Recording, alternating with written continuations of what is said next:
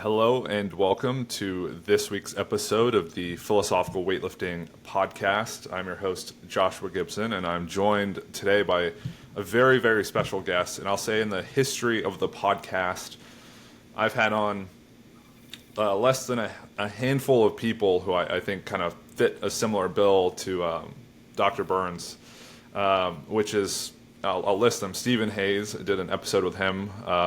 Well, I have a question for you. Sure. Did you understand any sentences that came out of Stephen's mouth? I would say that I did. But I would say that I did, and I find myself intellectualizing things quite often. So maybe that's like the thing we have in common. But kind of to that point, I listened to the podcast you did with Stephen Hayes. Oh, and yeah. that was where I kind of got hooked on the Feeling Good podcast. Neat, yeah. Well, I love the guy, and he's when he gives a talk, he's like a rock star. But I've never been able to understand anything he's saying. Just say, "Oh, this looks wonderful." But I talked to him about it once, and I said, "Have you always been like that?" He says, "Yeah, I've been like that since I was a little boy." So, but he's really a very kind-hearted soul, and he's made some tremendous contributions with his ACT therapy. Yeah, and so I'll kind of finish that list, and I'd love to just dive into maybe, I guess, the kind of the outline of this podcast is we're going to start by, understanding, you mind if I call you David? Yeah, that's good, yeah. Okay, great. If we're going to understand David's background and how that plays into the way he treats as someone who provides therapy to people. And then we're also going to look at kind of how that relates to these underlying concepts that are more philosophical in nature and maybe how those are interconnected, and then with acceptance and commitment therapy, how those kind of tie together as well or don't. So these are, for everyone who's listening, and this stuff may feel like it's just going over your head and you're like, what is this? Who is this? This is, these are my pet interests that I really spend a lot of time thinking about and reading about outside of just lifting weights. So I'd love to kind of share this with the audience as well. So the first guest is Stephen Hayes. The second is Todd Kashdan. David, I don't know if you're familiar with Todd's work. No. Yeah, but he wrote a book that kind of impacted me, which is called The Upside of Your Dark Side, which is how to harness the power of your negative emotions. That might have even been the subtitle. Yeah, that's a good title. Yeah, so that was a great book. His work on meaning and purpose, which I recorded a podcast discussing those concepts. So if anyone listening wants to check that out, you can go back in the archives. I was in a coffee shop. You can hear, grinding of the beans in the background, a little chatter. It was a fantastic episode, and I had my best friend Tom on that. So really implore people to check that out. And then I did an episode with W. Keith Campbell, who's like a personality psychologist. But those, I feel like those are the ones that kind of have pulled the podcast from this sports science, heavily, resistance training and musculoskeletal adaptation realm into more of the psychosocial realm. So with all that being said, as a preface to this, David, thank you for joining me. I really appreciate it. Yeah, I'm so excited and honored to be on your podcast. Thanks very much. Yeah. And I've loved listening to yours as well. So I'll put all the links in the show notes with the link to the Feeling Good podcast and the books you've written to provide more context for everyone listening so they get to know a bit about you. I always enjoy starting from kind of the earliest memories of your interest in what you study, what you do, and why you got into it, and kind of exploring that as things have developed and then changed over time to where you've gotten where you are. Oh, sure. Well, thanks. I think to understand me, one thing that can be helpful is that my dad was a Lutheran minister, and in the morning that I was born was a Sunday, and he said that's the only time he was unable to preach a sermon because he was so excited. And I grew up really, as a little boy, kind of idolizing him, and it was assumed I'd be a minister. He named, and my mom named me David Dean Burns, so I'd be D.D. Burns, because he had a D.D. degree, Doctor of Divinity, an honorary doctor's degree, and he hoped that one day I'd be David D. Burns, D.D. But I kind of got a little, when I got off to college and got to thinking about things more critically, and I kind of fell out of love with organized religion, but maintained a strong interest in philosophy and spiritual concepts and ideas and techniques. And they have made a big impact on my work. On a practical level, as a psychiatrist, when I was doing my residency training, I never learned how to help people. It was all about psychopharmacology and prescribing drugs and just kind of listening to patients, which went on, to my way of thinking, endlessly. And we weren't measuring anything, and I never saw hardly anyone recover or go from tears to laughter and joy, and that's what I wanted to do. And I remember when I went back to University of Pennsylvania to complete my residency, I was working in a depression research unit at the VA hospital, which was a part of the medical school. And we had a ward with about 30 depressed veterans. And we had one of the best psychopharmacology teams in the world. I'd say one of the three best. And we got all of the antidepressants when they were still, research drugs. We had Prozac in the 1970s. It didn't come out commercially till much later, but it was called Lilly 11014, and it was an experimental serotonin potentiating thing. And we had all of these drugs, and I don't recall a single one of the veterans recovering from depression. And there was this one guy, Fred, and he used to just sit and in a chair facing the wall in the day room on the unit, and smoking cigarettes, chain smoking. And his fingers, I remember, were all yellow and stained from the cigarettes. And he wasn't my patient. One of the other residents was his patient, but we all knew all the patients, and I would sometimes go up to him and say, Fred, maybe you should play some pool with the other vets or do something. And he would just look up to me and say, I want to die. And he'd been on the unit for months, and he finally had a massive heart attack, and we had to bring him immediately to the intensive care unit, where he survived. And then after several weeks, they sent him back to the unit, and he was just angry that he was still alive. He was so disappointed.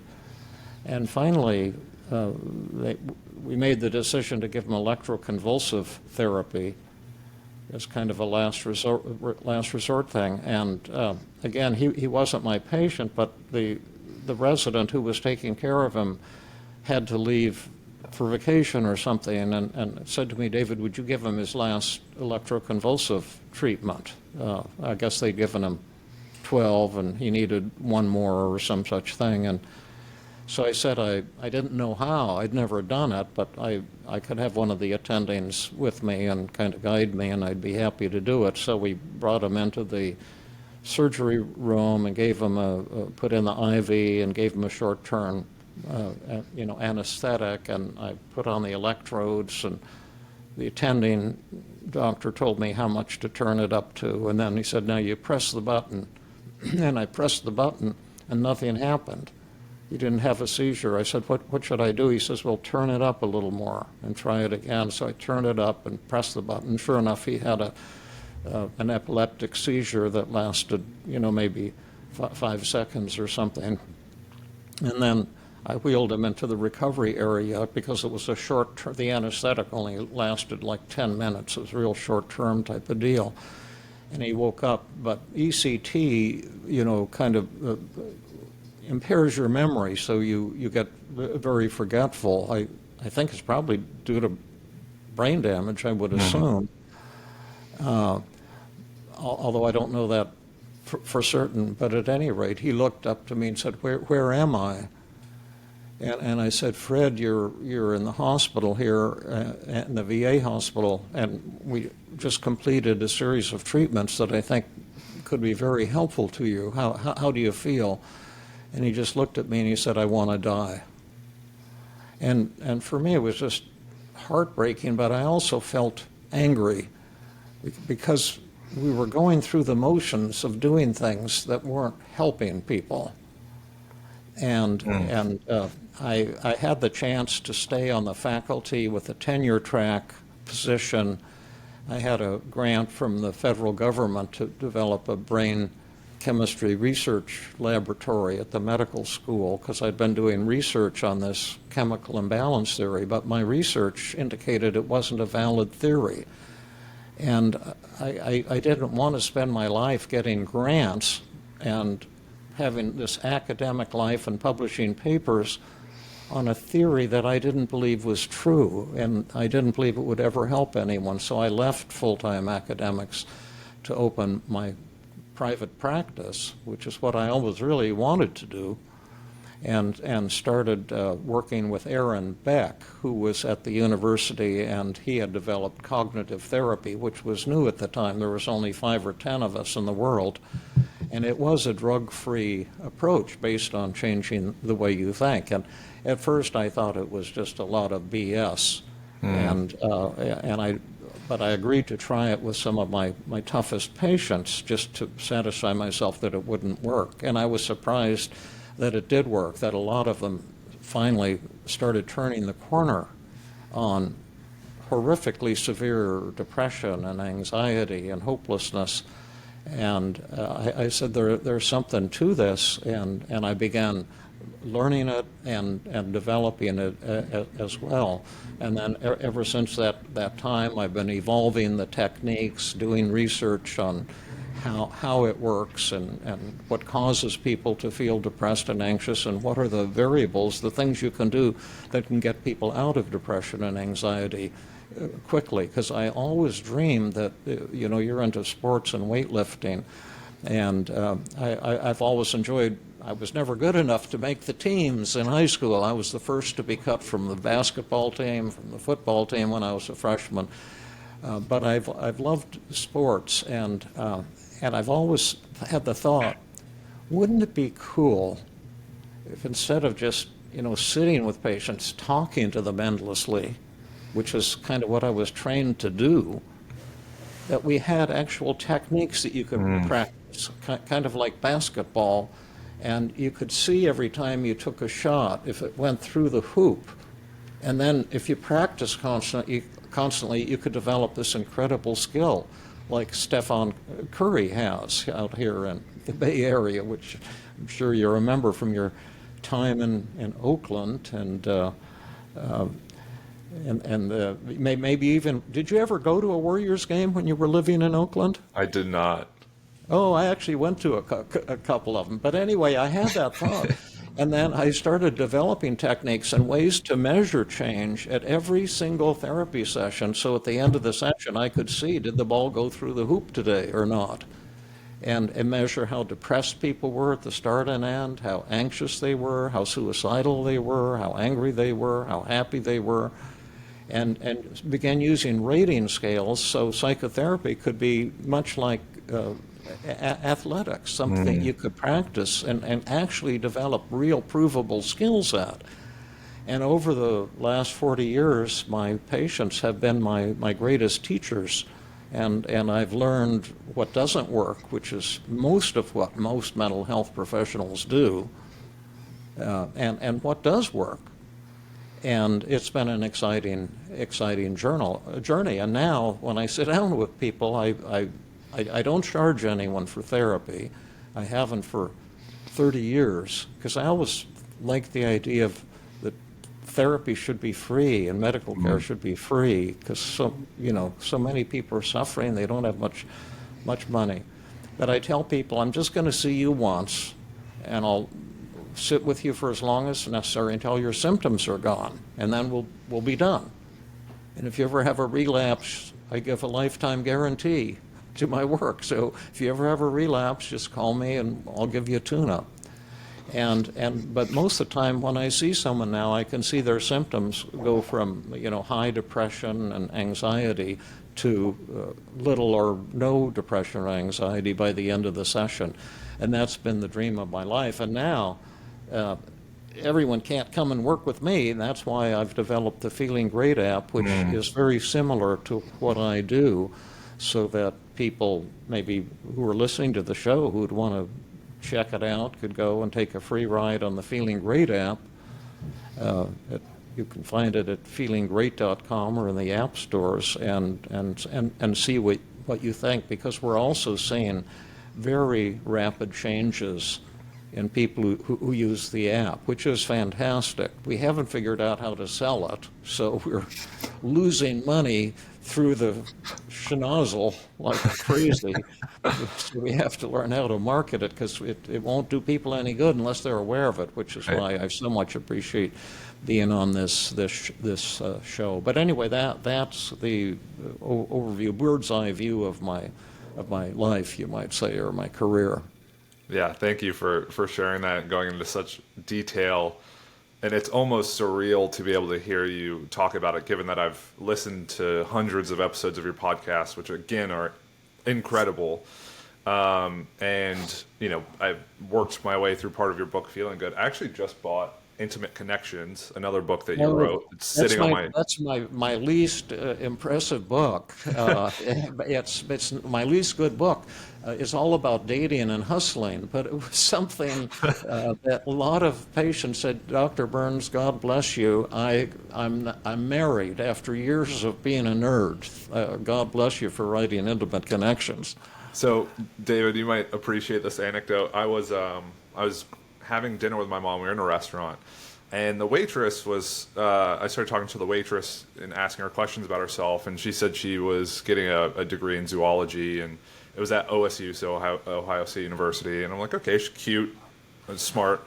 And then we left, was sitting in my car, and I was telling my mom, like, I really wish I would have asked her for her phone number, see if she wanted to go out. And I kind of got the courage up to go back in. And kind of to your point and why I bought the book, I go in and I quote my podcast when I start talking to her about it. And Todd Kashdan said something along the lines of, what is it? It's like unexplored curiosity can calcify, and it calcifies over time, and then you kind of, have this regret. So I had this curiosity, and I thought I'd, ask you for your phone number, and I messaged it, and I never heard back. That idea of like trying to just be authentic and as congruent with like who I want to be and how I want to come off with those people, with women can be a little difficult. So hearing you talk about it, I thought I'd pick up the book and see what it has to offer in terms of, because I have very deep, meaningful relationships with many people, and they're my best friends, and I've known them for 4, 5, 8, 10 years, and we're very close. And I'm very honored to have their friendship and their love. And then creating that with a significant other, I found to be a challenge. Oh, interesting! Wow. Yeah. So I picked up that book, and it's great. You have such a diverse book set, or you have Feeling Good for helping deal with anxiety and depression. You have Feeling Great, which came out more recently. Intimate Connections, When Panic Attacks. You have a handful of books that people can check out if they're interested. So, with all that being said, I would like to hear about all of the things that have kind of influenced the way you approach therapy. You talked about measurement and understanding if you're actually creating a change or a difference, which is very important in sport. You can't really talk your way out of someone getting worse over time in whatever skill set they're performing. So if I'm coaching a power lifter and the amount they're able to lift goes down, that's bad. That's bad for me, because I'm not doing my job and they're not getting what they want out of it, which is to improve and get as close to their potential as possible. So that measurement component is very, very important. And I think that's like a cornerstone of, that is the cornerstone of this concept of science, is being able to measure and track change over time. So Yeah, absolutely. Yeah. What you're saying is music to my ears. Yeah. So what else underpins your approach to, which I only heard for the first time listening to your podcast, which is team therapy or TEAM-CBT. I don't know if that's changed Yeah, at all, both but are. Yeah, good. okay. So what underpins that? Because I got into psychology, and then I started hearing more about like cognitive behavioral therapy. That's this broad concept that's more well known. And then I listened to Stephen Hayes and started thinking about acceptance and commitment therapy. And then that kind of funneled even more to team therapy, which I found to be really, really insightful. One of the things that I think sticks out the most is that concept of paradoxical agenda setting, which is, Yeah, right. what about your issues, your perceived issues or the problems you're dealing with, what do they say positively about you? And I thought that's very powerful. Yeah, yeah, that's been a real game changer. We didn't have that with the initial cognitive therapy. That was something that evolved over the years based on my clinical work and my research. But that's the thing that makes super rapid recovery possible. It started out with cognitive therapy, which, as you know, is based on the idea that our thoughts create all of our emotions, and that you cannot change an emotion without changing the thoughts that trigger it. And that negative thoughts like, I'm not good enough. I can't tell you how many people, I have a free Tuesday psychotherapy training group at Stanford, and the reason I was asking you about your coaching, and I'm trying to find out right now if we're allowed to have coaches come and join, but it's virtual, so therapists from all over the world attend, and it's a 2-hour training. And in fact, a prominent coach, Angela Poach is her name, has developed a whole training curriculum for coaches based on TEAM-CBT. But it might be possible if you were interested to, I don't know if you'd be interested to, I would love to join our group, because to. I teach with Jill Levitt, and I think she's the best psychotherapy teacher in the world. But I'm over the top all the time, so you have to take it with a grain of salt. But she's really neat, and we love to teach together. It's 2 hours, but it would be late for you because it's 5 to 7. Well, that would be 8 to 10. Maybe that's workable. That's perfect. Yeah. Well, contact me after the show, and I'll show you how to connect up, and you visit and see what you think. But now I don't even remember what I was saying. Some people call me the elderly fart. That's what I'm calling my new identity. But some people call me the half-demented elderly fart, and that's good as well. But what were we zeroing in on? So we talked about paradoxical agenda setting, and I guess how you came to develop team in the way that it is now. Yeah. Well, the original cognitive therapy is showing people all these thoughts. I'm no good. Let me turn this phone off. I'm no good. I'm a loser. I shouldn't be so anxious. I should be better at scoring with women, or whatever, one is telling yourself, that those thoughts are kind of really distorted and illogical and awfully unfair. And when you change them, you can change the way you feel. And that worked for about half of people. And that was a revolution in 1980, which is the year that book came out. And people didn't believe it was possible at first, but it's now the most researched form of therapy in human history, and the research has always proved that it does work.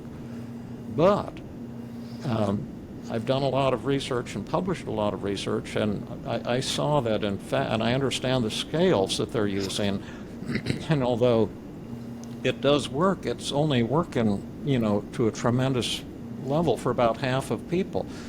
And the other half are fighting.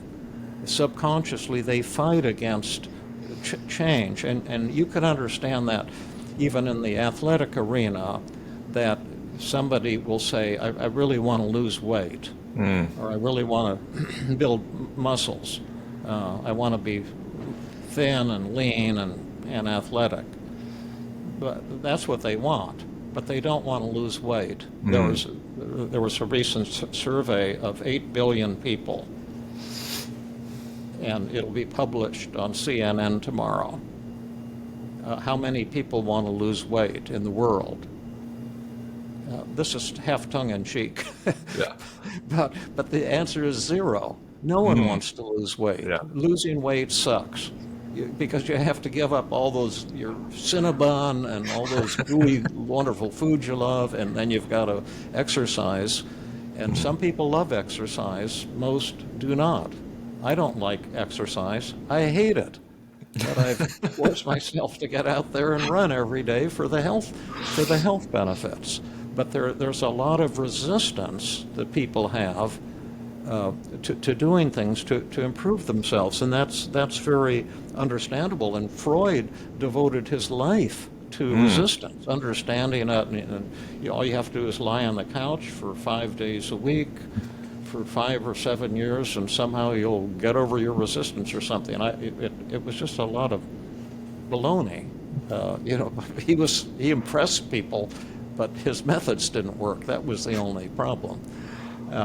But I developed methods that really can reduce resistance quickly. It takes about 20 or 30 minutes, and what my sessions with patients are generally 2 hours. And it's based on this very unintuitive idea that when you're depressed or anxious or you're angry, there's a part of you that will fight the therapist or anyone who tries to help you. You say, yes, but I've already tried that. I'm sure you've run into this when you're coaching people and they're not complying with what you want them to do. And that what I've discovered is, and that therapists generally think that resistance is due to negative things about the person, like, oh, they don't want to give up their depression because they like to feel sorry for themselves, or because they want to be the center of attention, or they can get attention from people, and these kinds of negative interpretations sometimes are true, but usually they're not. But they're very insulting because it makes it seem like the depressed person or the anxious person is like a self-centered child who's behaving badly. And what I kind of discovered is that behind every patient's symptoms, which we think are symptoms of so-called mental disorders like depression or generalized anxiety disorder or obsessive compulsive disorder or whatever is hanging the patient up, that there's really beautiful things but behind those symptoms, and that when you help the patient to see what's beautiful about the way they feel, that they suddenly will be willing to give up their symptoms. It's a paradox. Instead of trying to talk them out of their symptoms, I try to talk them into them. Like, for example, at my hospital in Philadelphia, I developed, with the help of the president of the hospital and other people who were the people who actually made it happen, we were an inner city hospital, and there was a lot of gang warfare in our neighborhood, and a lot of shooting and a lot of poverty, a lot of homelessness, and we developed a big cognitive therapy program that was essentially free for the people in our neighborhood, and I can remember in one of the groups there was the nurses said, beware of this fellow in your group. I call him Benny. It wasn't his real name, but they said they know him from the neighborhood, that he's a drug dealer, he's a heroin and cocaine addict, and he's extremely violent, and he beats people up at the slightest provocation. There were rumors he might have actually killed some people, and he's going to be in your group today, so don't provoke him. He's been well behaved, but he could explode. And when I started the group, everyone was in a circle, and there was this young, muscular guy who looked like he was from an Italian neighborhood, and he had his cigarettes rolled up in his T-shirt. He had tattoos all over, and he was pacing about, and he was staring at me angrily. And I said, oh, gosh, that must be Benny. And I said, Benny, would you like to sit in the circle with the other patients?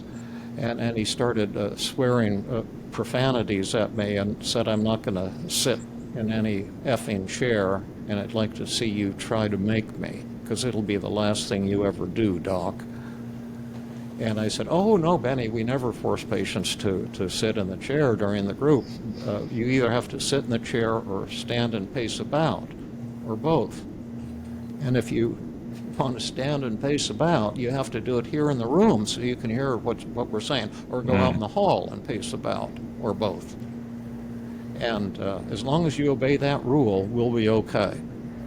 And this confused him, but he didn't sit down, and he kept pacing, angrily, and he threatened me several times during the group. And then finally I began working with, techniques to boost self-esteem and things like this, and talking about how we give ourselves these messages that are distorted and untrue. And he shouted at me, he said, I'd like to see you disprove my negative thought, Doc.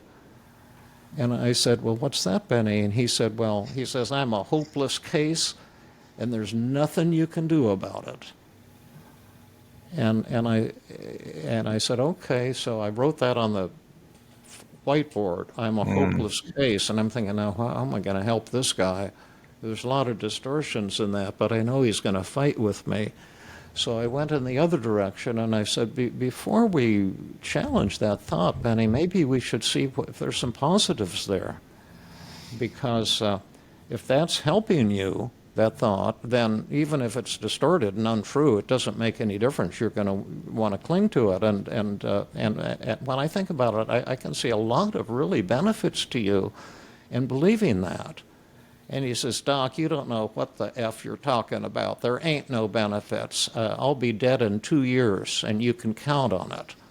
And you can put that on the negative side, on the disadvantage side, so I wrote dead in 2 years. I says, Benny, I don't think you're getting it. I think this thought is really a great thing for you. And can you think of anything? And he says, Doc, I told you there ain't nothing good about that thought. And I said, well, group, can you think of anything? And then someone in the group raised their hand. He said, well, as long as he believes that, he doesn't have to do any work. If he's a hopeless case. I said, that's right, it's easy. The rest of us are busting our butts, working in our workbooks and trying to learn stuff, but you don't have to. And then someone else said, he can get stoned whenever he wants.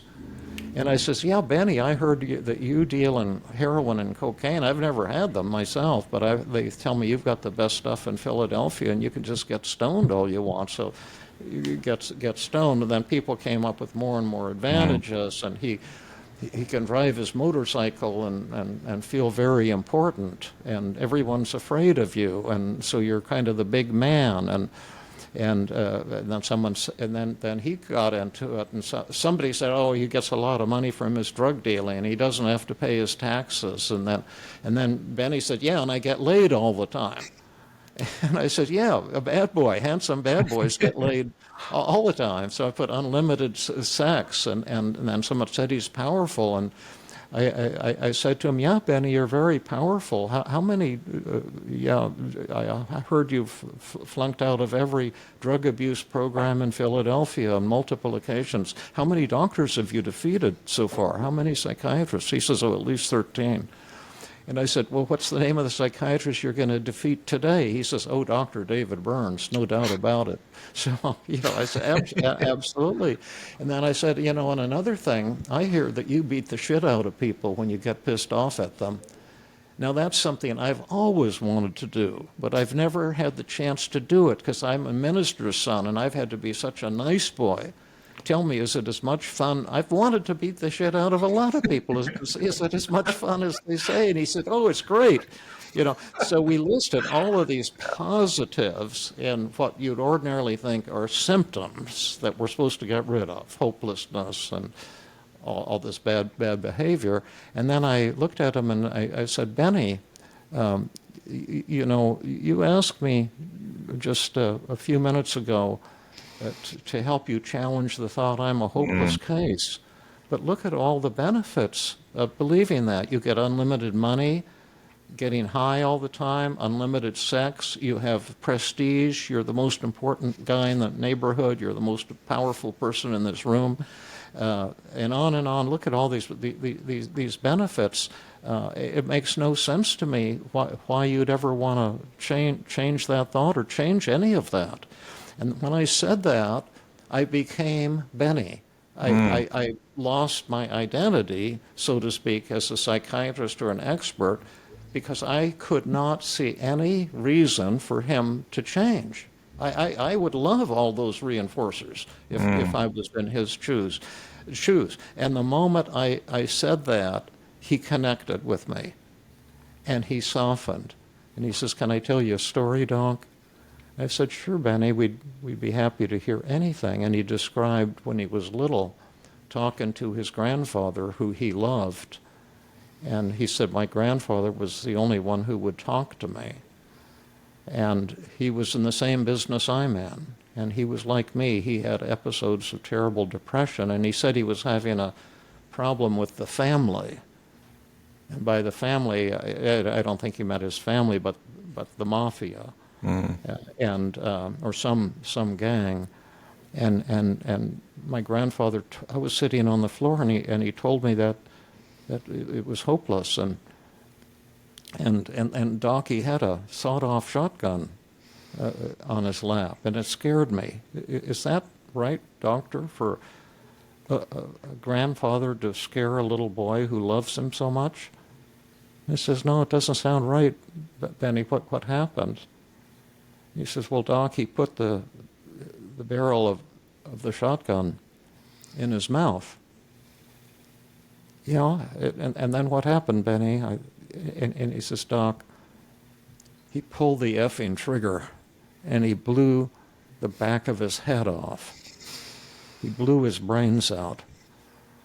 And then he started sobbing uncontrollably and just really opened up, and all the people in the group started crying as well. And then he told a lot of other things that then he admitted that he couldn't read or write, and he was ashamed, and that's why he was trying to be a big shot all the time. And it was very touching. But it wasn't until I had brought to everyone's awareness that the many positives that were going on, that were dominating what he was doing, and the moment I accepted him, you talked about acceptance. This is accepting another person. The moment I totally accepted him, that in that instance, he changed. And that sounds like a paradox, because acceptance sounds like giving up. But the acceptance is actually the greatest change a human being can make. But anyway, that's an extreme example of how the paradoxical agenda setting works. It is helping the patient see what's really positive in their life and really kind of awesome about them. I actually was liked Benny, and he could tell it.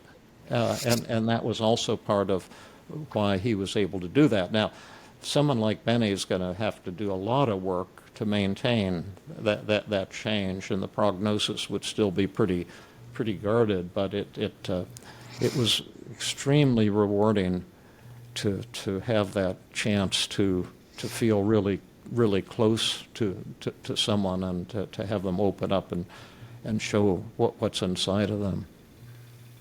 Yeah, thank you for sharing that. That was beautiful, and I think, when I hear that, it almost brought me to tears hearing that, and the way that you described your role. I think people like you are incredibly needed in the world, like the ability to accept and help people find acceptance in themselves. So, that's something I always search for, and I find it really meaningful. And so thank you for that. And, another concept I'd like to talk about as far as like team goes, I dated someone for a handful of months, and she introduced me to Carl Rogers, actually. Oh, yeah. Yes, I read On Becoming a Person, and then I bought another one of his books, A Way of Being, which is kind of like a almost like a sketch after his career and life had unfolded. He talked about his childhood. He talked about his kind of like coming into his own as a therapist, and what that meant to him. How he kind of stumbled upon the way he interacted and worked with people, and you know, an aspect of that is empathy. He talks about empathy, it's unconditional positive regard, and congruence. And I use the word congruence a lot, and I think what causes me anxiety is feeling incongruent, knowing knowing how I want to show up and then how I actually show up. Maybe you could talk a How bit do you about think you're showing up right now? as authentically as I can. Oh, it's pretty impressive to me. Yeah, I yeah. love This the way feels. you're coming across. Thank you. It feels great. Like it feels Mm. very. It feels like the way I'd like to show up for everyone in my Yeah, life. yeah, cool. Yeah. So maybe you can talk about how empathy plays such a strong role in the therapy that you do with people, and then I guess how that became an aspect of it. Yeah. Well, the when I first learned cognitive therapy, you know, I'm pretty clever with my mind, but I think my interpersonal skills weren't as strong as they needed to be. And once, you know, I had my private practice on the third floor of the Girard Bank building in Philadelphia, and Aaron Beck who's the father of cognitive therapy, had just created his Center for Cognitive Therapy, and he was on the fifth floor.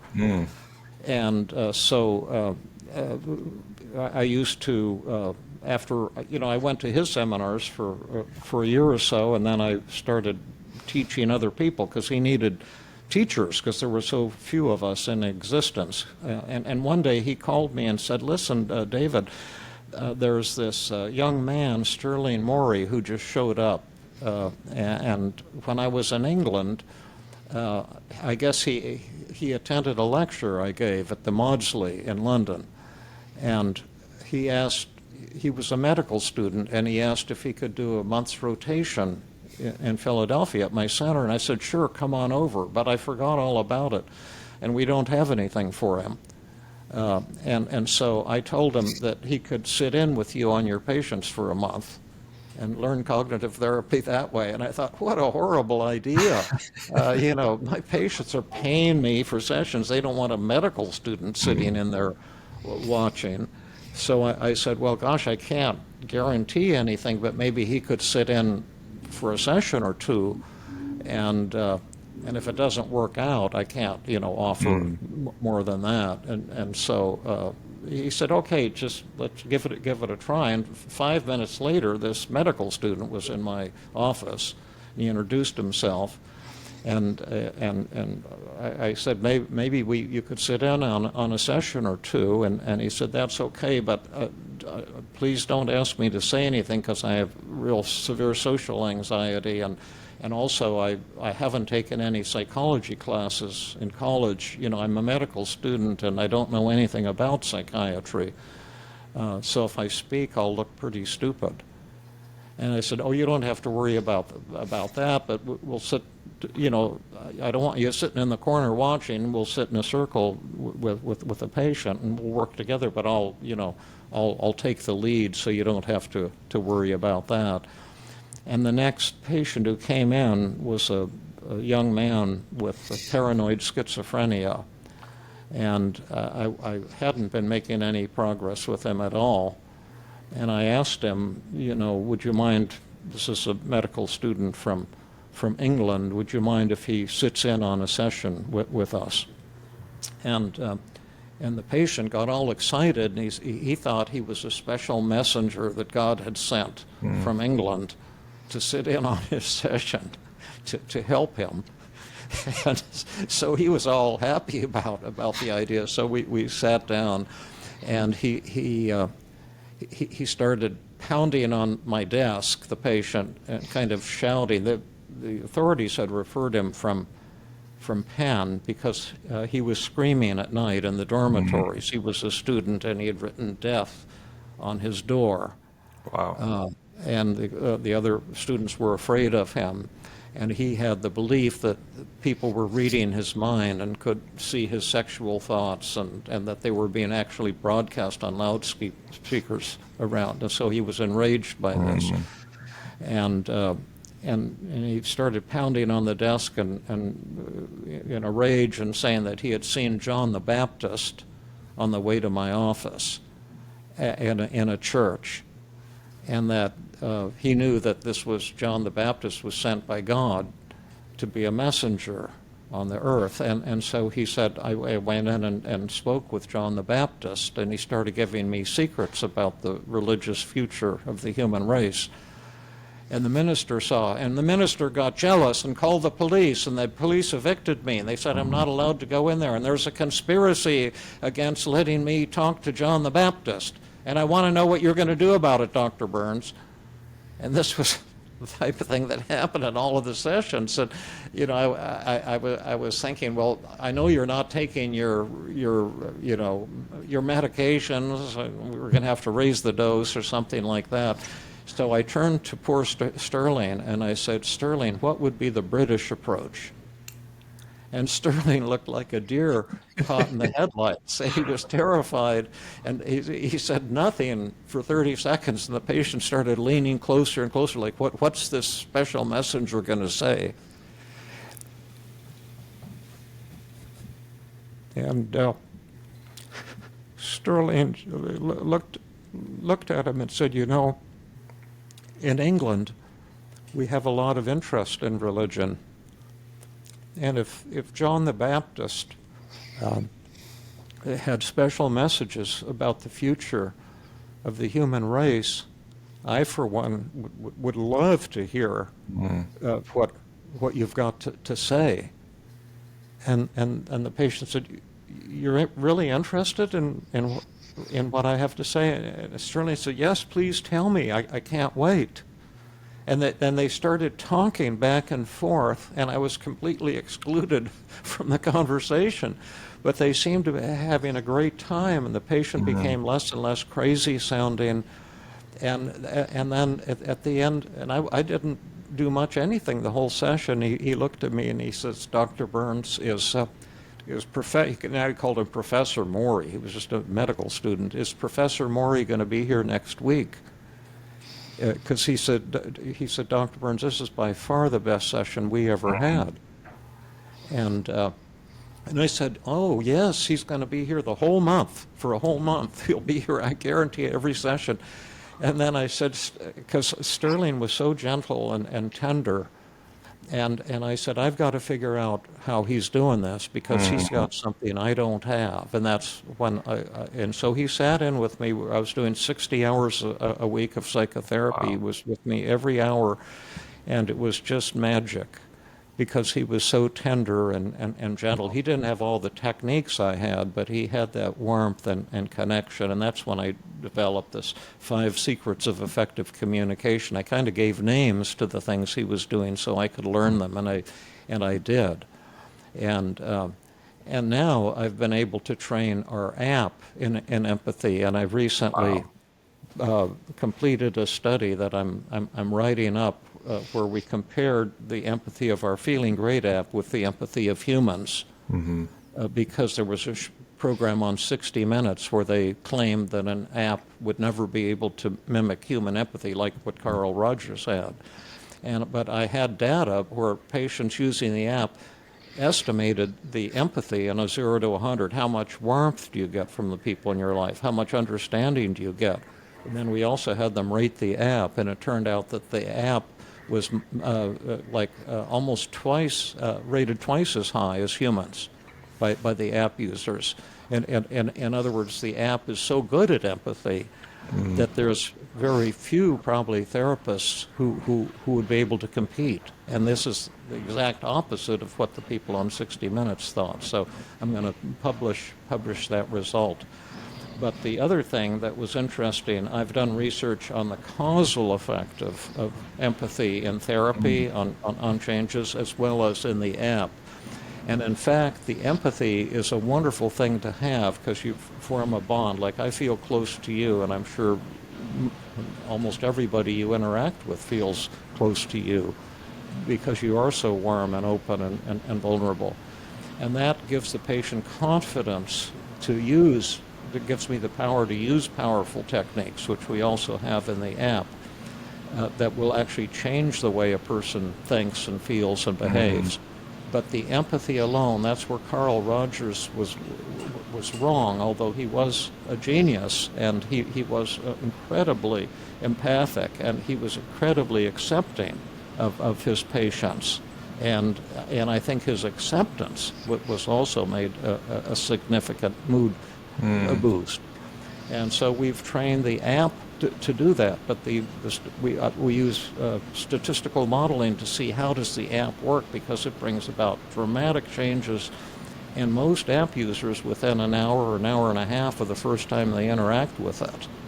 You see 50-60% reduction in 7 different negative feelings: depression, anxiety, inadequacy, loneliness, anger, hopelessness, all kinds of stuff. And the statistical modeling says that the app is using techniques that cause most of that effect, that the empathy is only a very small part of the healing. It has to be there, but you need techniques as well. I didn't believe either that the app would be able to be so empathic, but it's really mind-blowing. It's so tender and kind. It's just like Sterling Morey. He was incredible, and he was just humble, Sterling. He and warm, and cared about the other person, and repeated their words, and just got into how they were thinking and feeling. And boy, was I ever lucky to have him as my student. He was officially my student, but he was actually my teacher. Yeah, that's actually a great segue. Your story about Morey and how he helped you kind of codify this idea of empathy and then integrate it and then create a system for learning and understanding kind of this therapeutic approach, so then it can be repeatable over time. Yeah, right. You can kind of track changes, and are you doing a better or worse job, and kind of go from there. I had this conversation maybe a week ago about AI, or the role of kind of like chatbots taking over teaching, and taking over in this strong language. But someone made this comment, and I don't think she's going to listen to the podcast, but if she does, I think this would be a super insightful part of it. Is that the AI chatbot that is interacting with a person wouldn't be able to provide warmth, wouldn't be able to provide the soft skills. Yeah, would have access to this, all of the information available, and it'd be able to retrieve it in such a short amount of time. It's like unbelievable, but it wouldn't have that delivery and the connection. So how do you think that's been possible through something that's entirely text-based? It's actually, we're just this week, it'll be speech-based in both directions. Oh, wow. Okay. So it'll be just like talking to someone, but even just with the text space, they rated the warmth. 290 people using the app rated the warmth that they get from the important people in their life on a 0 to 100 scale at 40, and that saddened me, because that's pretty poor rating. And then they rated the app on warmth after 3 days working with the app, and they rated 85, more than twice as high as from humans. And I think it's a sad thing, in a way, that maybe the apps have to teach us rather than us teaching the apps. The app is the best student I've ever had, because human beings, when you try to teach them, and 50,000 mental health professionals have attended my 2-day workshops around the United States and Canada, but it's hard for them to learn things, because they are kind of, whatever they were trained in, they kind of develop almost a cult-like belief in it, and it's hard for them sometimes to learn new things. And that was one of the reasons I wanted to develop an app, because the app does what I tell it to do. Yeah. But I don't think an app will ever replace the human component, and we're trying to set up some experiments now where we're looking at, we know how powerful the app alone is, but also humans are very, very important. Like if someone is suicidal, you can't rely on a digital device to do that. That needs a human to intervene and to support them. So we're hoping to see, and we also have a group that we're testing of app users who meet once a week. It costs $12 a week, which is and free if you can't afford it. And then they train as a group with two great teachers on the techniques in the app. We're trying to figure out what's the best combination of human plus app. But I think the combination will be able to create the mental health delivery system of the future that will be incredible compared with what we have today. And to my way of thinking, that future already has arrived, that we're doing that.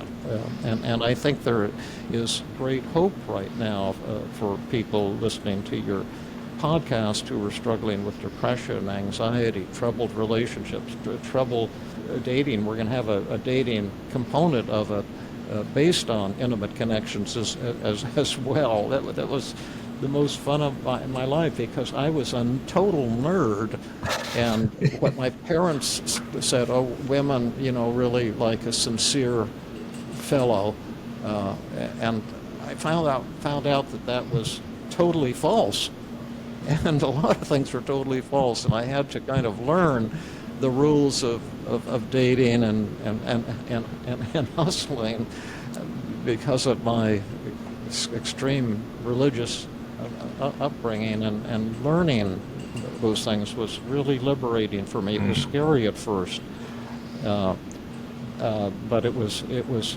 awesome, and we're going to try to have a module in the app to teach those techniques. And the cool thing is the bot can actually role play with you and can practice how you would talk to someone you're trying to date. We also have a really cool tool that you might have heard. Have you heard the thing on rejection practice? Yes. Yeah. And I just went to their wedding a couple months ago. That couple that this fellow was trying to get women to reject him. Wow. And he ended up with the woman of his dreams, because she thought she admired him so much that he was asking for rejections. She couldn't believe his courage and fell in love with him. Wow. And she said that he was in Texas and she was in California. It started as a kind of an internet dialogue, and then she was shy too, and so she decided to take a chance. And she said to him, I'm planning on going to Hawaii for spring break. Why don't you come too? Well, we can have our first date in Hawaii. Wow. And he got so scared he turned her down because he was afraid she'd reject him once she met him. And then he got ashamed and emailed her back and said, I turned you down because I was scared, but I've changed my mind. Yeah. And I want to meet you in Hawaii. So now they live in California. So yeah, and he's in our group. If you join the group, you'll meet him. Awesome. Kai Chan is his name. Wow, that's incredible. That's incredible, David. I think your ability to do this and to create an app that can have such a far-reaching effect for people who maybe financially can't afford or see a therapist. Don't have, the one thing I kind of wonder too is, and I guess maybe if you have a little more time for the podcast, I'd like to talk about maybe not common misconceptions, that might be misframing it, but aspects of therapy that are typically either done wrong or just not backed by a ton of support. Oh yeah, well that's a favorite. I'll babble on that, but let me just add that the app, you can take a free ride, and then if you want to buy a year's subscription, it's $99. Wow. However, anyone who can't afford it, just contact us and you can have it for free, because there's so many people who need this kind of Yeah. help and who have very, very little money. And, and so, if you try the app for free and you like it, but can't afford the $99, just contact us and it'll be yours, and go to it. But now coming back to the errors that therapists make, well, the biggest error, although there are many, is not measuring. And I did a study in the Stanford inpatient unit to see, therapists need to estimate how depressed is my patient, and is the patient getting less depressed? How suicidal is the patient, and is the patient in danger of making a suicide attempt? How anxious is the patient? How angry is the patient? How much happiness does the patient have? And if there is a relationship issue, what's the patient's relationship satisfaction? And so I did a study at the Stanford inpatient unit with 178 newly admitted patients, and they sat down with an expert at psychiatric interviewing who spent like 1, 2, 3, or even 4 hours with them talking about their symptoms in order to assign these so-called DSM diagnoses, like major depressive episode or generalized anxiety or whatever. But at the end of that interview, and they didn't know I was going to do this because I didn't want them to prepare for it, I had them turn their backs to each other and had the patient fill out my brief mood survey, which takes about a minute, and how, one way to think about it, how depressed are you on a 0 to 100? How suicidal are you? How anxious are you? With accurate scales, brief, accurate scales, and then rate the therapist who you just spent 2 or 3 hours with on how empathic and warm and caring was that therapist. Did he or she or they understand how you feel inside? And rate them on a 0 to 100. And then I had the experts, interviewers, rate how they think the patient is feeling right now. And the patient was indicating, how do they feel right now? How depressed do you think? How suicidal? How angry? How anxious? And how do you think they rated you on empathy? How do you think? How empathic do you think you were? How understanding? And so then I just put the data into a computer and looked at the correlation coefficient, and to calculate the the accuracy, or so-called shared variance, which is the same as the accuracy. It's the squared of the correlation coefficient, if there's any nerds listening. But at any rate, I was shocked that the accuracy at everything was horrible. Like their accuracy on detecting changes in depression during the interview was only 3%. The accuracy on anger was 0%. The accuracy on suicidal urges was 0%. The accuracy on empathy was only 9%. Wow. In other words, there was almost nothing they got right. There was nothing. Absolutely, there wasn't anything they got right. I could have asked a taxi driver to rate the patients, and the taxi would never have met the patient, and they would have been just about as accurate as these experts. And so this is the fatal flaw of psychotherapy, because you can't do good, much less world-class therapy unless you can see for certain how effective you're being or how ineffective you're being. And you cannot get that just by your interview. It has to be a brief written assessment at the start of the session, how upset is the patient, and at the end of the session.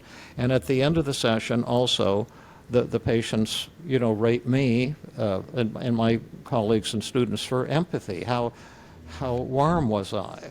To what extent did I understand how the patient was feeling inside? And over the years, by using it a lot, I've gotten much better at these things, but I'm still shocked often that my perceptions are way off base. And sometimes I think I'm doing great and I get crappy scores, and sometimes I think I'm doing crappy and the patient says this was a life-changing hour for me.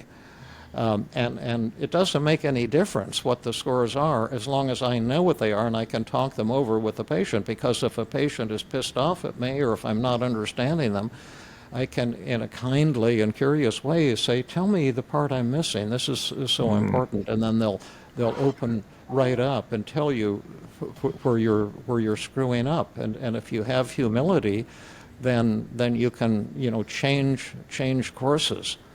But a lot of therapists will not do this. Maybe a quarter of therapists are willing to do this, and the others are stubbornly refuse. And they have a lot of excuses. They think the patients won't be accurate, but the patients are accurate in the way they report. The real issue is, can you take the heat? Can you stand the honesty of your patient at how you're doing? And sometimes there's an arrogance to therapists who feel that, and I was trained this way, that only the therapist can know how the patient feels. The therapist is an expert. The therapist isn't an expert. The therapist is just a person. Yeah. And we can't read minds, and we're not accurate at knowing how other people feel. Even if you're a highly trained mental health professional, without these kind of scales, you can't know. I would say that is the hugest thing. And I've had patients who, I had a patient once for a 2-hour session, and she started criticizing me, and I have a policy of agreeing with the patient to see the truth in the criticism. And the more I did that, the more enraged she became, and she just ripped me to shreds. And by the end of the session, I knew she would never want to come back, so I didn't make another appointment for her. And she just stormed out of the office. And then I got a letter from her in the mail about 3 days later. It was a certified mail that I had to sign for, which scared me, because I thought it might be like a subpoena or something. And she was doing ethics work for one of the top mental health organizations in the country. And I opened the letter, and sure, it was from her. It was all formally typed from the office of, the blah, blah, blah. And I thought, oh, my God, I'm going to have a malpractice suit or an ethics charge or something like that. And I read it, and she said, "Dear Dr. Burns, I want you to know that the session we had was by far the best therapy session I've ever had. And you were the first person who ever listened. And when I walked to the train station, my depression disappeared for the first time in 30 years. And I can't believe how joyful I feel." And she'd been coming in every other week because she had to come from, a couple hundred miles away, so it was hard for her. And she said, "I'm wondering, I forgot to make an appointment at the end. I was so excited. But could we meet next week so I don't want to have to wait 2 weeks to see you again?" Yeah. And it just totally blew my mind. And then sometimes it goes in the other direction too. And I think I've done great, and it turns out I said something that hurt their feelings, but I'll see it right away when I review those scores. And this way you can fine-tune the therapy work as you're going along. And your patients will teach you, and you'll learn what works and what doesn't work. And I would say that's the greatest error that therapists make. And it's the same error that used to occur in science, which was astronomy was enmeshed with the Catholic Church. And they said that everything in the universe revolves around the Earth. The sun revolves around the Earth, and you can see it coming up in the morning and going down at the end of the day. And it was a very narcissistic Catholic Church that, humans are the most important thing. And then the early, kind of philosopher, astronomer type started measuring things, and they developed a telescope. And they could see things much closer, and they developed creating mathematical models. And they said the models don't fit the idea that the sun is going around the Earth. It fits the idea that the Earth is revolving around the sun, and that there are other planets revolving around the sun. And the Catholic Church got so enraged that there was 100 years of persecution. And I've experienced some of that. Not that I'm a victim, but a lot of mental health professionals have hatred toward me for this reason, that measurement is so important, and that what they're doing isn't going to be effective without measurement, because they so strongly believe that they know the answer and that they're being effective. But I hope over time that good money will drive out bad money, which they used to say when they had all this fake currency from these banks that got created and then failed in the 1800s. That's I think huge, and that's what I've devoted my life to, is a data-driven form of psychotherapy. So that would be one huge message. And the app, the Feeling Great app, is also data-driven, because we measure people every few minutes in 7 negative emotions. So that way we can see exactly how the app works and what's helping and what's not helping. Yeah, and I thought that was great. I think you really helped contextualize the work that you do amongst this kind of like larger issue of assumption making and not measuring, not having a precise way of understanding, like, how is the impact, how am I having an impact on the person, or vice versa. So bring some clarity to the situation. The last thing, kind of seeing the length of this podcast, which has been fantastic. I love talking Thank to you. you and listening Yeah, to you talk. likewise. Yeah, it's so much fun hanging out with you. Yeah, you as well. You're incredibly astute, and also the way you can bring in these concepts that, like, shared variance. I'm thinking about spread of the data. It's got me thinking about, heliocentrism and all these concepts, and putting like big words to them. That's fun for me. So thank you.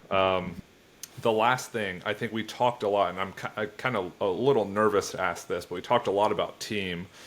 Could we role play a little bit to give an idea to the listeners of what that is actually like? Yeah, So if they sure we haven't, can. yeah. So if they haven't listened to a podcast, they would have a sense of Yeah. what they could expect. Yeah, well, I've developed over 100 techniques to help people with negative thoughts that trigger negative feelings, and I can illustrate one of the most powerful. It was the first one I created, because when I was going to Beck's seminars, he talked about having these distorted thoughts, like with all or nothing thinking and self-blame and mental filtering and hidden should statements. And he had techniques that were innovative at the time, like examine the evidence, or do an experiment and test what you're telling yourself, or things of that nature. But they were a little intellectual and a little dry. And I created this technique called the externalization of voices, where it's a role-playing technique, and the therapist and patient become the same person, the patient, and one plays the negative voice in the patient's brain, and one plays the positive voice in the nation's brain, and then you go back and forth and see if the positive self can defeat the negative self, can crush these negative thoughts. And let me jot down, if you have some negative thoughts, perhaps ones that you've had, I'll jot them down here, and then we can use them. If you want to do this, which will be fun, it may succeed, it may fail. And part of my philosophy is fail as fast as you can, because the faster you fail, the faster you get to the technique that works. Yeah. And there's so many techniques. But what negative thoughts have you had during moments of self-doubt, or have you? I've had many. I would say that I struggle with self-esteem and self-worth, and I have this overarching or overwhelming feeling that I won't be successful, and I won't kind of live the life that I would like to live. Okay, let me write those down. Okay. Number 1, I won't be successful. Yes. And number 2, I won't live the life I want to live. And it's important, listeners, if you're upset, to write down your negative thoughts on a piece of paper. It doesn't seem like much, but it's the vitally important first step. Any others? Those are great. Those are my favorites. By the way, we've done we have all therapists in the Tuesday group. But I ask them, how many of you sometimes have the thought, I'm not good enough? And at least 90% of the hands go up. And these are theoretically successful mental health professionals. Then I ask, how many of you sometimes struggle pretty severely with believing those thoughts and feeling inadequate and anxious and depressed and down and unhappy, and all the hands go up. And I imagine of the people listening to your show, a good many of them can buy into this. I won't be successful, and I won't have the chance to live the life I want to live. Any others? Those are my fabulous. Yeah, related to intimate connections, I won't find love, like romantic love. Yeah, we might have to have a separate session on that. We could record it, and then if you want to publish it, you could publish Oh, that'd it. be great. Yeah. Because I've been puzzled about that, because here you are, this hunky, handsome, muscular, smart, charming, warm fellow with dating problems, and I would be so excited to uncork your champagne bottle and see what's hanging you up. Can you give me a rough idea of what happens that's impairing your dating? Because I would imagine women are throwing themselves at you constantly. Yeah, it's kind of hard to say on a podcast. I think I'm ugly, so I think I'm not attractive and worth being with. Oh, yeah. Yeah, oh, okay. Yeah, I love that. Yeah, I'm not attractive. I've always had that thought, too, because when I was little, I was cross-eyed. I had to have surgery, and then I had siblings who had been adopted because my parents thought they couldn't have children, and I had two sisters that were 7 years older, but I didn't know that they were adopted, and that I was the only naturally born one, because I came along unexpectedly after my parents had given up and adopted three kids, and I think they thought I was spoiled or a brat or whatever, and I probably was. I mean, I don't know, but they used to just tease the hell out of me and called me like bag of bones because I was real skinny, and and I squinted. I still do. I try to remember to see my eyes are open. I can't open my eyes, but I used to feel pretty inadequate, I would say intensely inadequate in that way, and I had a fear of cameras up to 2 years ago, because whenever I would take a picture, I'd be squinting, and I had a crooked smile, and they would laugh at me and tell me I looked ridiculous, and I'm sure I did, and so that was something I had to kind of get over as well. But so let's just work with these here. Before we challenge them with externalization of voices, let's do a little, kind of paradoxical agenda setting.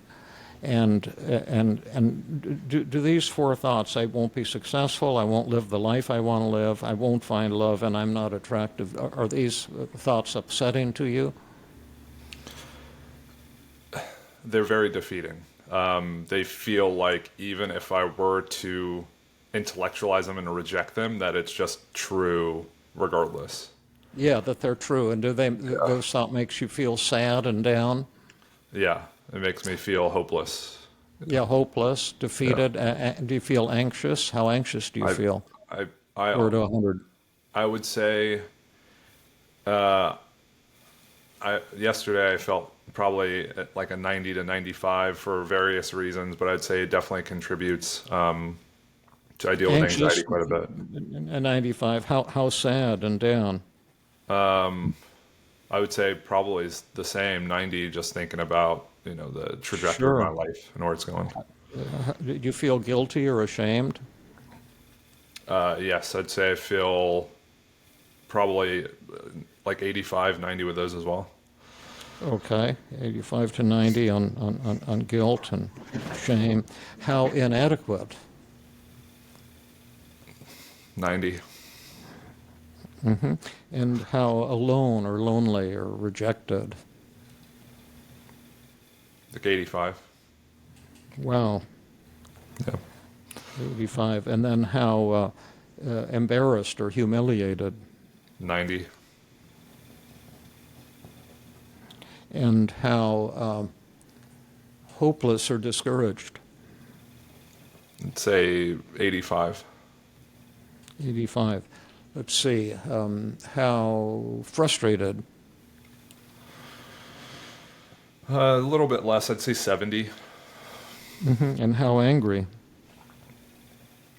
Um, Resentful, annoyed, irritated? with myself, I would say that's like 75. 75. Any other negative feelings? I would say those are probably the overwhelming feelings: shame, embarrassment, Yeah. Okay. hopelessness. Sure. Now, yeah, I'm so sad to hear because these scores are really intense. And there's another point that we were talking about because, if the goal of our work is to reduce these feelings, then we want to know how severe they are. And if I or maybe any of your listeners were to rate how you feel in these, let's see, 9 dimensions, we would be way off because I would say, oh, Yeah. this is a happy guy. He's got it all. And then, but in point of fact, your suffering inside is incredibly intense, almost beyond human understanding. For someone to grasp just how profound your anxiety is, and your sadness, and your guilt, and inadequacy, your loneliness, embarrassment, and hopelessness, and frustration, and anger. And I want you to know that when I hear that and hear what a wonderful person you are, I just like and admire you so tremendously. I feel sad that you're hurting this much inside.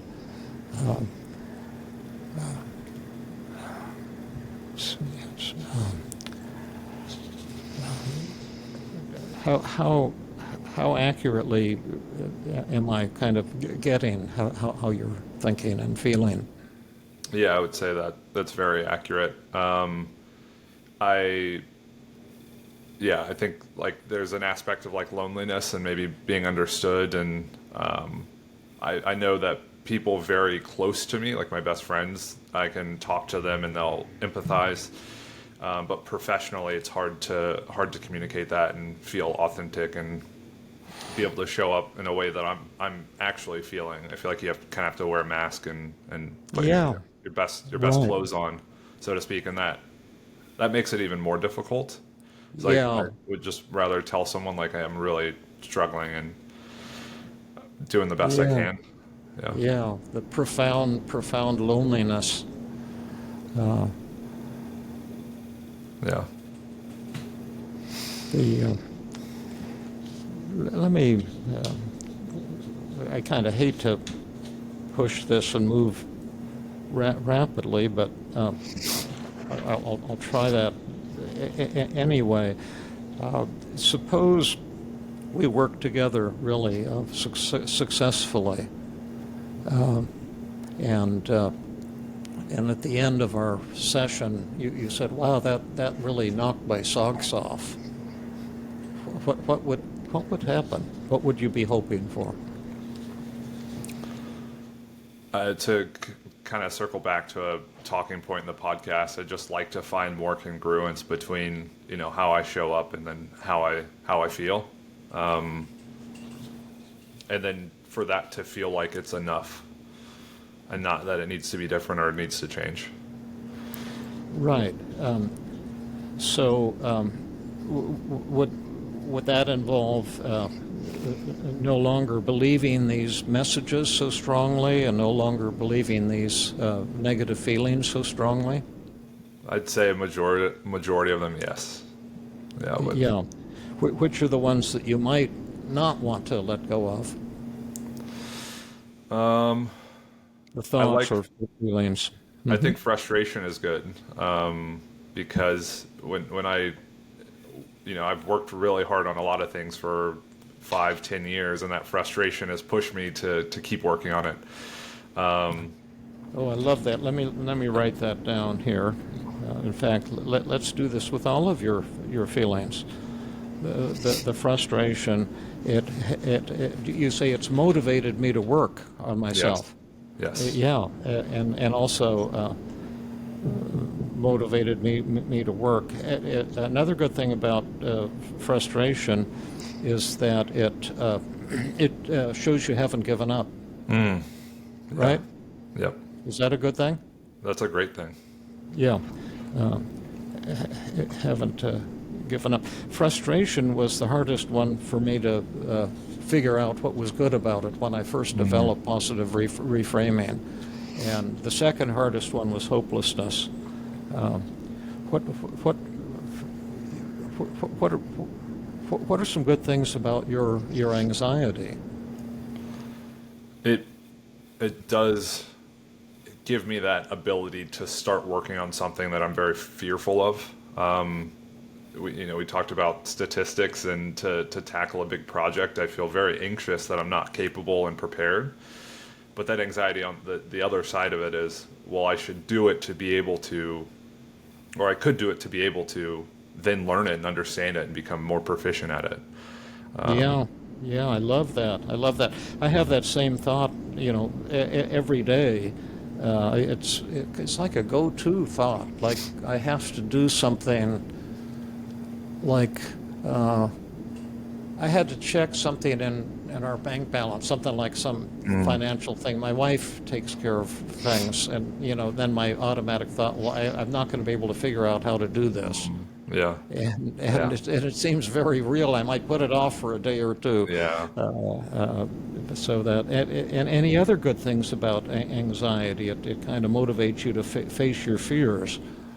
And it probably keeps me from doing anything that would actually be hurtful or like something that would actually like put me at risk.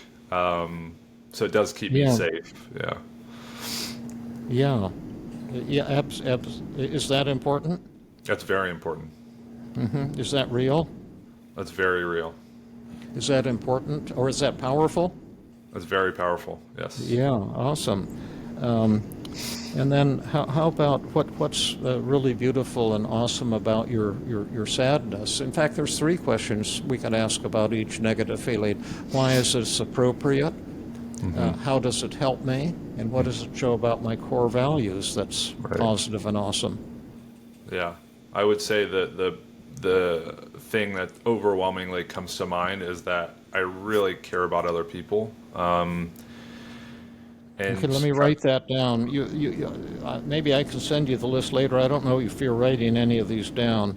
I'm not. No. It's highly desirable to write them down. If you have a piece of paper there, care about others, because this is so important, the things that you're saying here.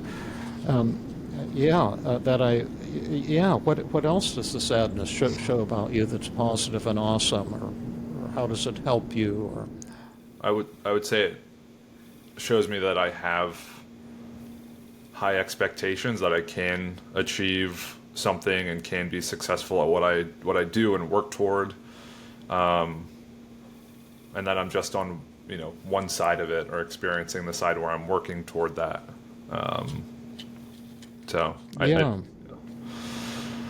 Yeah, that you have high standards, high Yeah. expectations. Is that real? That's very real. Is that powerful? It's very powerful. Is that Yes. important? It's very important. What else does your sadness show about you that's that how does that help you? What are some awesome things about it, or why is it appropriate? It's very important that I like experience sadness, because I can also experience and understand other people who are going through the same thing. So my mom is having a bunch of tests done to figure out why she's having certain symptoms, and to be able to empathize with her, and kind of share my feelings about what she's going through is very important to me. Well, yeah, is that a beautiful thing? It's very beautiful. Yes. Yeah, the sadness is the source of your compassion. Yeah, that's right. Yeah, that's really neat. How about guilt and shame? What Yeah, I would say guilt is the thing I appreciate about it is that it shows me that I can do something else to, I can live up to the expectations that I've set for other people and for myself. So I can accomplish, I can have really big achievements, and I can find success. I don't like shame as much. Shame just generally feels bad. So I don't know how many positives I could find in that. Yeah, well, as long as you found some for guilt, that's good enough. Okay. The inadequacy is really huge. What are some really awesome things about feeling inadequate? It's kind of that same idea as guilt. It allows me to improve in areas that I feel like I have a lot of room to grow. So it shows me, That you're honest. yes, yeah, that's Yeah, exactly right. Yeah, honest about areas to improve. To improve, and what are some other awesome things about inadequacy? it also is. It's humbling. I think it allows me Yeah. to kind of keep a so-called level head and realize, like, everyone's going through similar things. Everyone's struggling, and that inadequacy is part of understanding that there are a lot of similarities. Yeah, because you see, although you feel ugly, the other people will be perceiving you as this good-looking, hunky, successful, intimidating, smart guy, right? Yeah, And then that could make them be hard to be with you, because they would right. feel inadequate, Yeah. and that your humility adds to your attractiveness. Do you see that? Yeah, that makes sense. That there's a beautiful warmth about you. Yeah. Yeah, which is pretty awesome. What's really great about your loneliness? It's allowed me to develop a lot of independence, and allowed me to have so many experiences that I don't think I would have had if I wouldn't have felt lonely and sought out community and things that I think would help me develop as a person and become more capable. So Yeah, like right now. yeah, that's exactly right. That's so cool. I love it. How about what's great about embarrassment and humiliation? They don't sound very good. I would say they allow you to kind of function around other people in more socially desirable ways. Yeah, is that important? It's very important.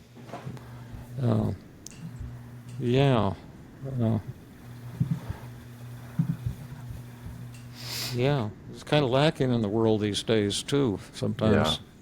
Yeah, I think that's right. How about hopelessness? You're 85% hopeless. Yeah, What could possibly be good about that? I would say it's another driving force. It really pushes me to do everything in my power to prevent it, basically, to restore hope. It really Yeah, works towards that. that's huge. What are some other cool things about hopelessness? Kind of struggling to come up with something else.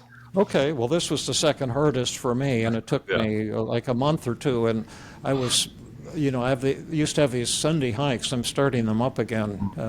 I can't go as far because I've developed low back pain when I walk, so I'm Yeah. trying to figure out some way to get over that. But maybe I need to come to you for some, back strengthening exercises. But we used to go 6, 8 miles, and I Wow. was up on this thing called Roos Ridge, and this woman was telling me that she was hopeless, and I think she thought she wasn't like smart enough, and she's a really good-looking woman, but she thinks she's not very smart, and she's socially anxious, and she's afraid she'll have a date, and her mind will go blank, and then the fellow won't like her.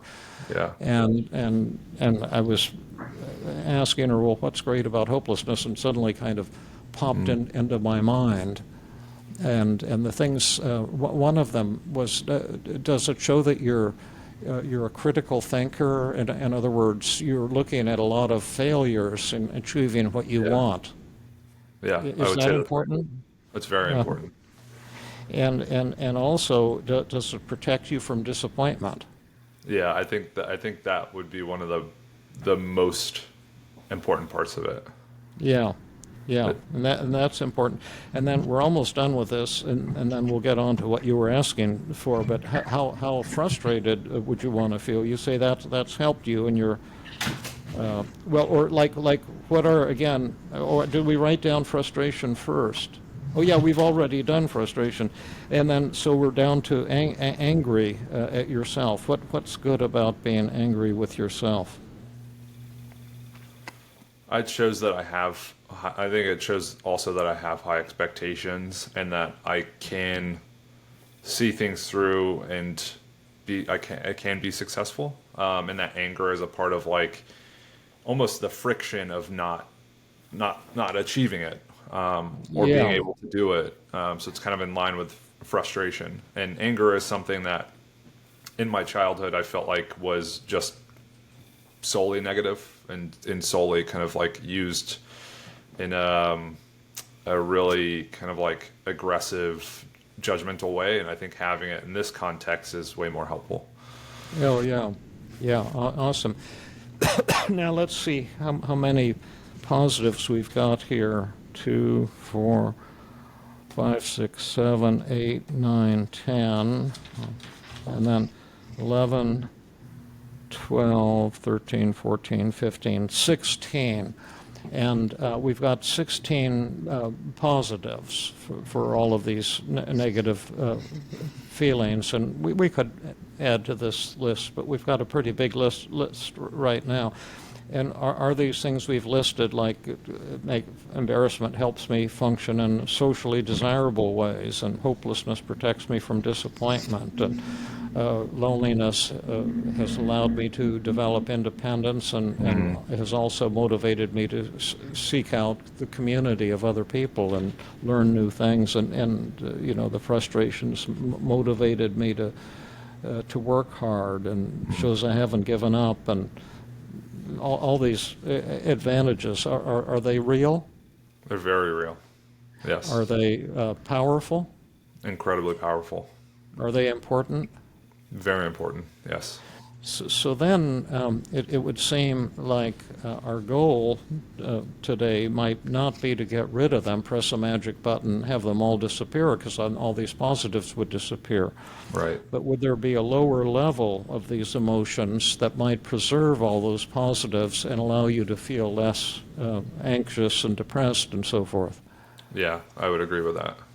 What the anxiety is 95. If we had a goal for that today, how much anxiety would you want? Yeah, the number that comes to mind is around 20. 20. Okay, is Yeah. that enough? I think that's plenty. Yes. Okay.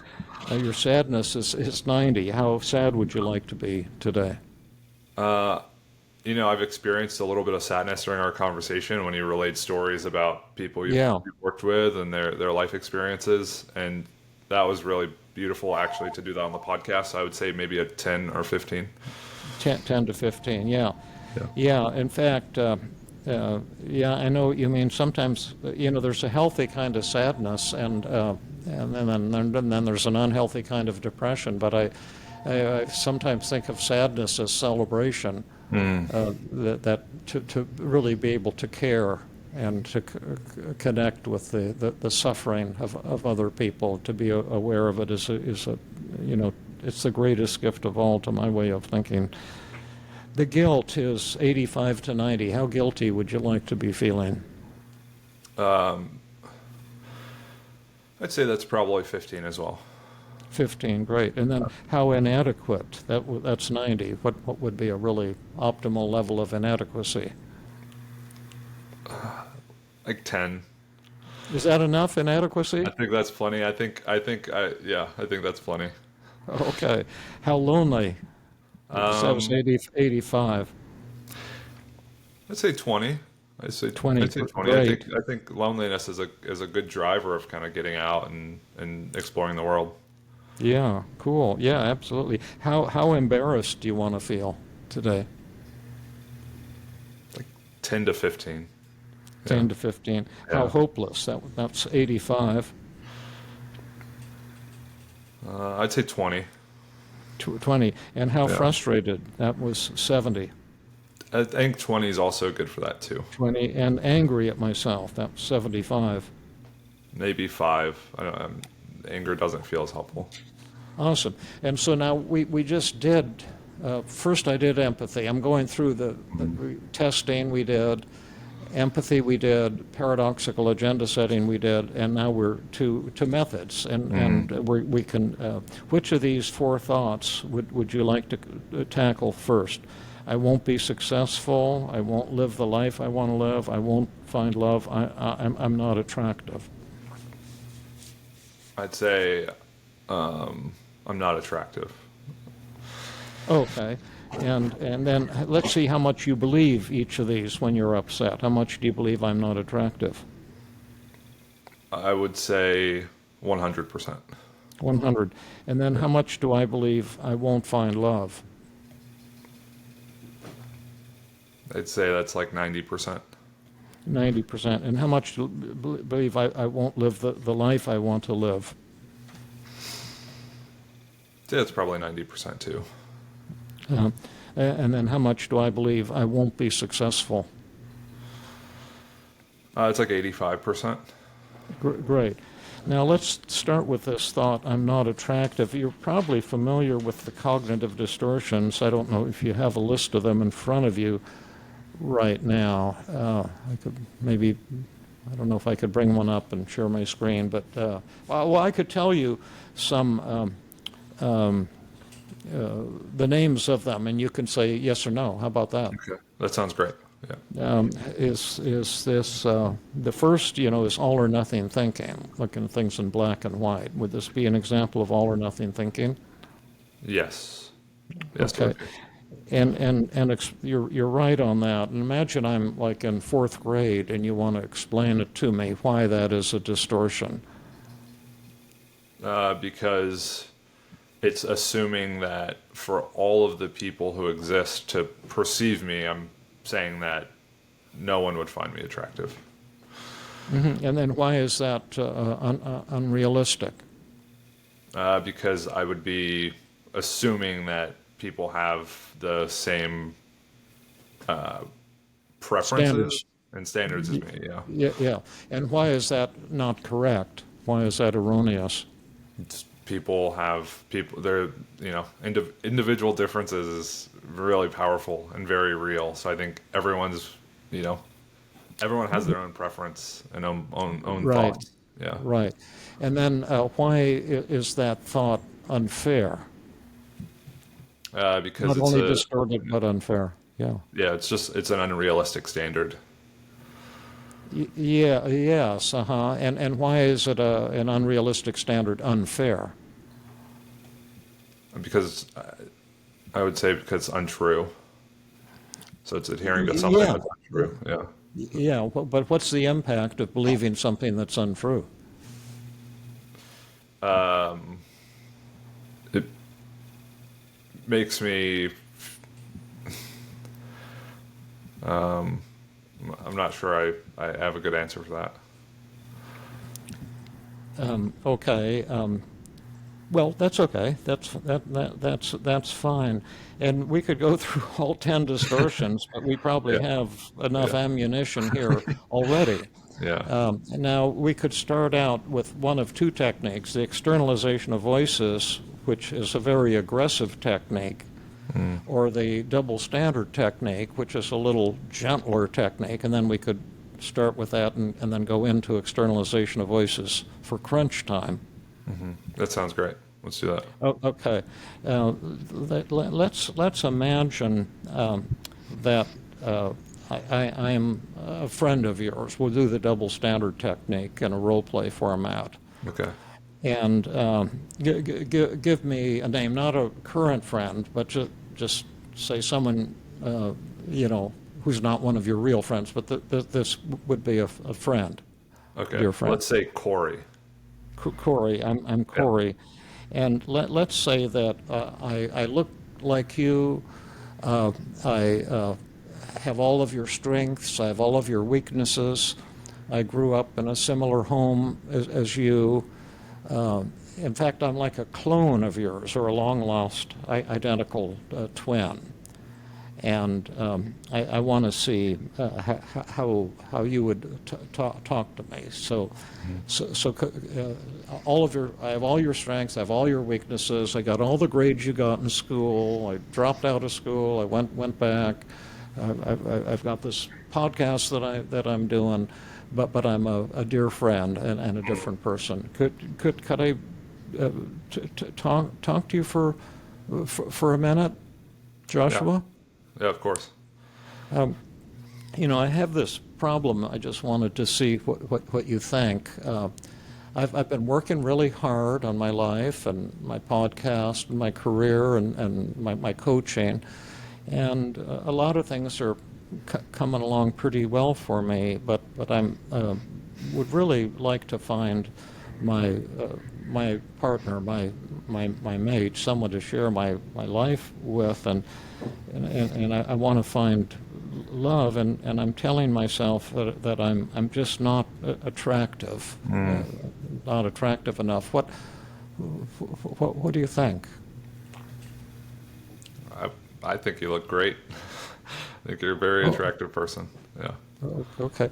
Now that helps me a little bit, but let me ask you this question now, Joshua, because I really want to believe what you just said, but I want to find out: are you being honest with me, or are you just blowing smoke in my face and trying to cheer me up with some fake crap? Yeah. I'm being honest with you. Oh, really? Yeah. Okay. So.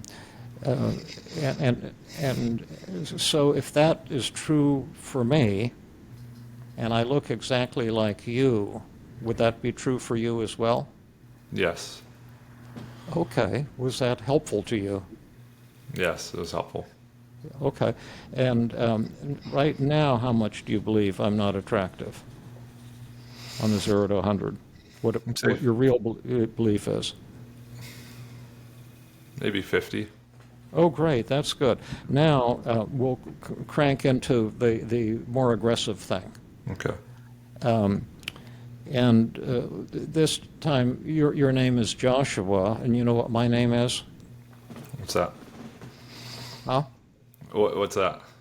Joshua. Okay. And one of us will be the negative Joshua, and one will be the positive Joshua. Okay. And you can start out in either role that you want. Okay. I'll start off as the negative Joshua. Yeah, okay, great. Oh, this is wonderful. Yeah. And I'm glad we're recording this because you can listen to the recording later. So you're going to be the negative one? Mm-hmm. Yes. Okay, so you speak in the second person you, Okay. and I'll speak in the first person I. Well, let me just try it the other way around first. Okay. Yeah. I'm going to be the negative Joshua, and you be the positive Joshua. Okay. And I want you to see if you can defeat me. Then we'll do a role reversal. Okay. That sounds great. Okay. Could I talk to you for a minute, Joshua? Yes, of course. You know who I am. I do know who you are. I'm that negative voice in your brain, and I didn't want to upset you or anything because I know you're having a lot of fun with that con artist, Dr. Burns. And but I just wanted to tell you that you should just face the truth. I'm talking now about the ultimate truth. Is Yeah. you're just not attractive. Yeah. I didn't mean to hurt your feelings or anything, but that's the, as the Buddha said so many years ago, that's the effing truth about you. Yeah. Yeah. Well, I think that's untrue. I think you're just being very critical for no reason and just trying to bring me down. Okay, who won that? I think I won that. Okay, big or small? I'd say big. Big or huge? I'd just say big. Big. Okay, great. I agree. I thought it was excellent, but it's not yet huge, and we're going to keep doing role reversals till we get to huge. Now, and this time you'll attack me, and when you respond with externalization of voices, there's three main strategies you can use. Although you can throw in any technique actually, but. One is self-defense, which is what you used. Another is called the acceptance paradox, where you win by finding truth in the statement. And the third is called the CAT, or counterattack technique. And you were hinting at that. Actually, that's where you attack that voice, that voice in your head. And then another technique you can use is one called be specific, where you transform vague criticisms into what are we talking about. So you be the negative, and we'll see if we can get up to huge. I can't guarantee it. We might have to go back and forth a number of times and working together, but we're pretty close. So hit me with that. And Joshua,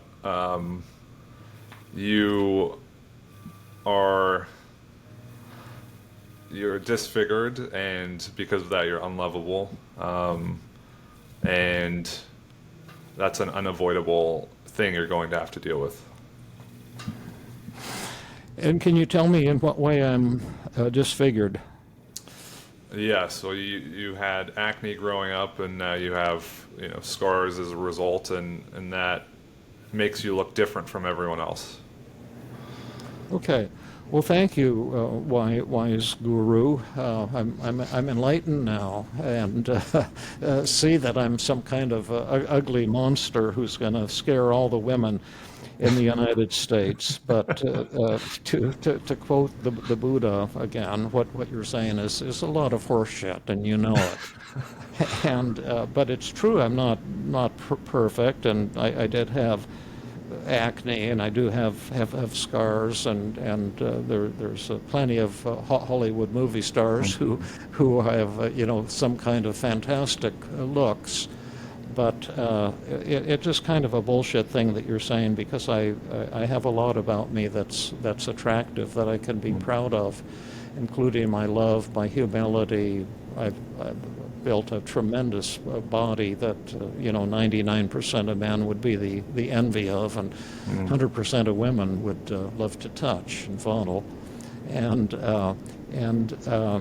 But there is one thing that's very, very unattractive about me that you didn't mention. What's that, Joshua? That's that effing crappy voice in my head belittling me and constantly putting me down. And when I'm not listening to you, I'm feeling pretty damn happy. So to quote the Buddha and Jesus alike, shut the F up. So who won? You won. Big or small? This is big. Big or huge? It's massive. Yeah, right. And Absolutely. how did I get to massive? There was a lot of acceptance there, Yeah, and there was acknowledgement of things that you've done, I've done, and it was just it felt so authentic and so so okay with the way things are and controlling the controllables and not letting that get in your way and be something that's like defeating and draining. yeah. I used all three: self-defense, self-acceptance, and the counterattack technique, and be specific. Yeah, I that's use right. those for strategies. As an aside, this is getting a little long, but we're actually close to the end. But I mean, if you like this and want it to be published, you could do a part one and a part two. Yeah, actually, I just checked the time, and very sadly, I do need to end this conversation, and it's been fantastic, and I don't want to say it's been a dream, but to be able to talk to you and experience this, David, has been a tremendous opportunity. You don't have 3 minutes or 2 minutes? Okay, I can do 2 minutes. Yeah. Okay, so I'll speed it up and bring it to conclusion. Okay. So we've beaten that one down. I'm not attractive. We have. But let's see Yes. if you can do it now. Okay. Okay. Face the facts, Joshua. You're just not attractive. Burns is just trying to bullshit you. It's just a fact. You're all scarred up. You look like horrific. If Yeah. women don't pass out, they'll vomit. Yeah.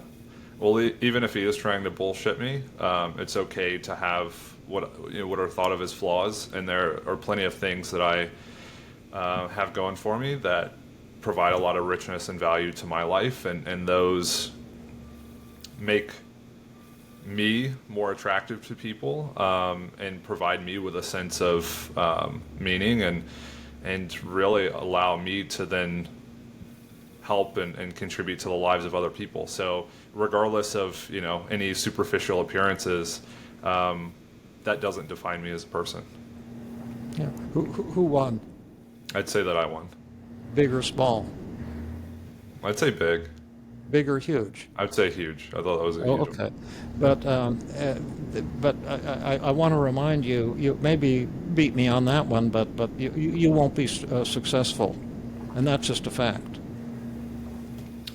Yeah, well, I could fail at what I'm currently doing, but that doesn't mean I'm not going to be successful in any other host of possibilities and avenues of becoming a professional or providing for a family or contributing to the lives of my family and friends. So defining success in a very small way, I might fail, but broadly, I think I'm going to live a life that I ultimately want to live because I'm working hard at it and I have a lot of things going for me.